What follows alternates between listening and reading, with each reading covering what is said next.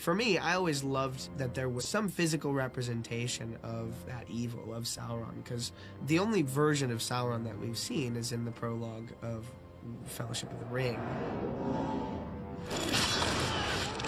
Sauron's always proven difficult in these films, especially to me. I mean, I've always had problems with my sort of movie-making hat on. I mean, it works fine in the book, no problem with the book, but your villain is basically a giant eyeball.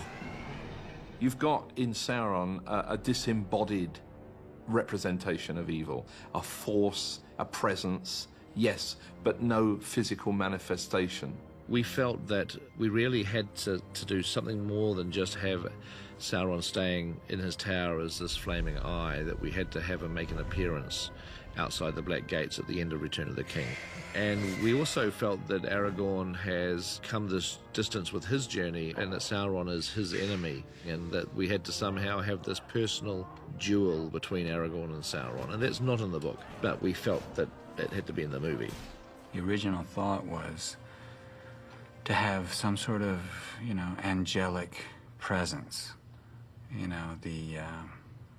which essentially was the devil in disguise. The moment where Aragorn is dismounted and they're all standing there vastly outnumbered, and this blinding bright light shines on us, which blinds, everyone except Aragorn at a certain moment sees something and walks toward it.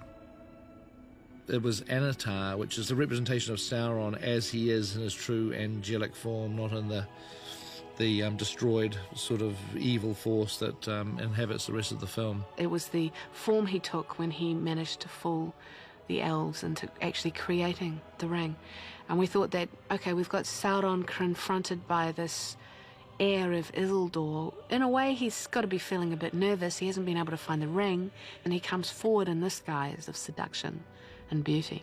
Then the angelic figure suddenly turns into Sauron and attacks Aragorn. We played around with the idea that Sauron comes out and he's even bigger than he ever was before, but Pete kind of knew that those 14-foot monsters very, very, very rarely work. We were trying to make Sauron look like he was way bigger than he really was. I mean, it was an actor in armour who was not much taller than Viggo.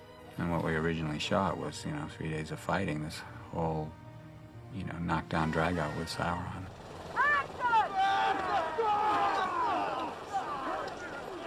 It was not what Tolkien imagined. And we realised that was actually totally demeaning to what Aragorn was doing. The story was so clear as to what was happening that this was all about Frodo and Sam. And Aragorn realises if they're still alive, then he has to do what he can to help Frodo and Sam.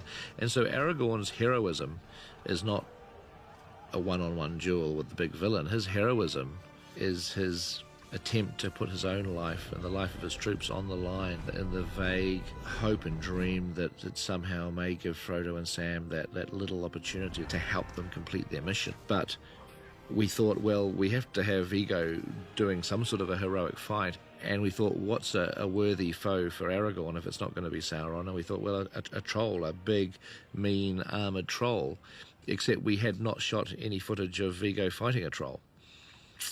But we had shot the Sauron fight, which we had long since discarded. In the end, we used what we could, mostly on my side, and then added the troll. And then when we decided to ditch the whole Sauron fight and to simply, make it more about buying time for Frodo, I thought that, well, all this bright light footage that we have of looking and reacting to the light, that there was no way we could use that. But then it was actually Viggo himself that said to me, well, we could use some of that footage if we had the idea that the eye flares out. It's almost like it's beaming in on Aragorn. It's psychically affecting him. That worked for Pete, I think, because it intercut with what was going on with Sam and Frodo. Without having to cut over to them, you realize, whoosh, so they shot, I think, then they shot that scene where you see the light leaving Sam and Frodo. We sort of got the best of both worlds, because we had that moment where he's drawn away, and just when you think that he's somehow being affected by this force, he turns and he says, "For Frodo." And you realise that he's not affected by it at all, and it really worked quite well. And so some of that original Sauron the Fair footage actually made it into the film in a completely different context.